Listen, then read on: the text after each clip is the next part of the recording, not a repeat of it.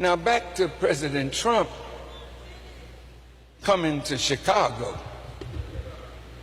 See, you told Rahm Emanuel, clean it up, or I will. And you threatened my young brothers. Let me tell you something. My brothers are in bad shape. And I have warned all of you. I told you that the army was coming. I told you to get your act together and clean up your act, because they're coming with a mind to slaughter us. Have I said it? Not just for a year,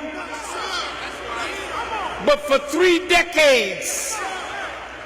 I have been warning you about the government of America planning a war, not only with a Muslim overseas, but with black people and the Nation of Islam in America. Have I not done that?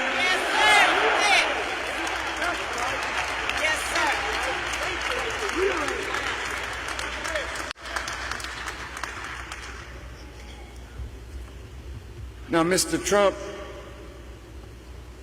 you can come and you can bring your army. But if you read this book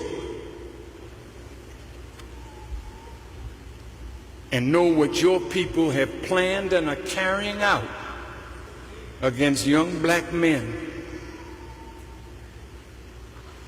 then you come. But I'm going to warn you, Mr. Trump,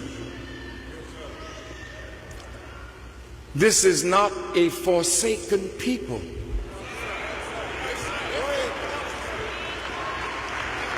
And the God that we serve has promised us that he would fight our battles. We don't have no gun to equal yours, but we got a God. Check out the West Coast. You never seen no rain like that. You haven't seen nothing yet. Hey, in the Middle East, y'all think that Dubai is a nice place to run and hide now? You can get in the hotel and order some liquor in a Muslim country. They might even have a pig foot there for you.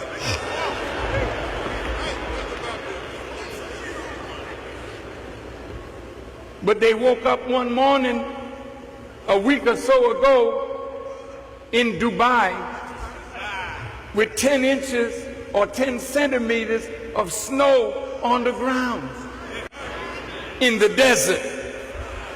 Don't you ever think that you can go somewhere and God can't get to you when he wants to make an example of you.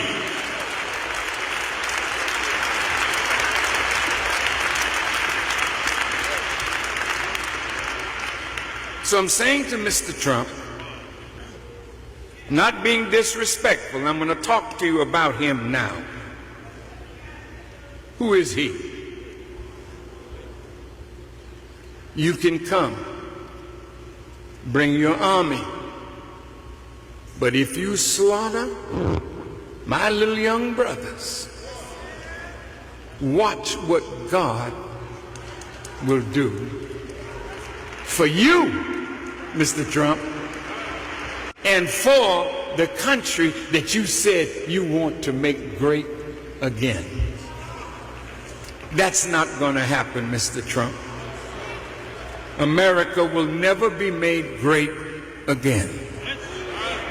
Her days of greatness are over. The God of justice has come. And America now has to pay for what she has done.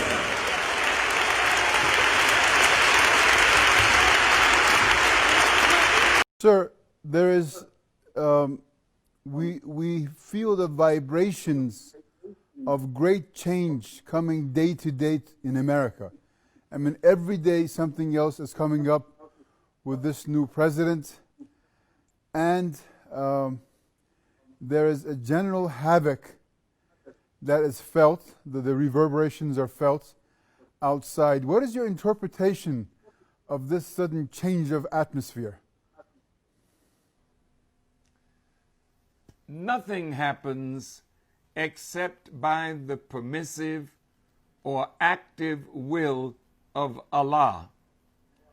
This seemed so certain for Mrs. Clinton that she would be the first female president of the United States of America, and that she would follow in the footsteps of her predecessor, President Barack Obama, and keep much of that which he brought into existence by executive order and continue it. But as the world knows, he couldn't bring everything into existence through Congress, because from the day that he was elected President of the United States, the United States Congress, many of the Republicans met, and they declared that they would never allow his legislative program to succeed, and for 8 years they fought him. So he had to do much of what he did through executive order. The Affordable Care Act was an act that came through Congress. The right of the homosexual community, same-sex marriage, came through Congress. But the rest of those things that President Obama initiated came through executive order. And now that Mr. Trump is the president-elect, and if he chooses, he can, by executive order, repeal most of what President Barack Obama brought into existence, including the thawing of the relationship between the United States and the people of Cuba. And because there is a Republican Senate, a Republican House of Representatives, a Republican president, it is more than likely that his legislative program will be accepted. His nominations to the Supreme Court may very well be accepted.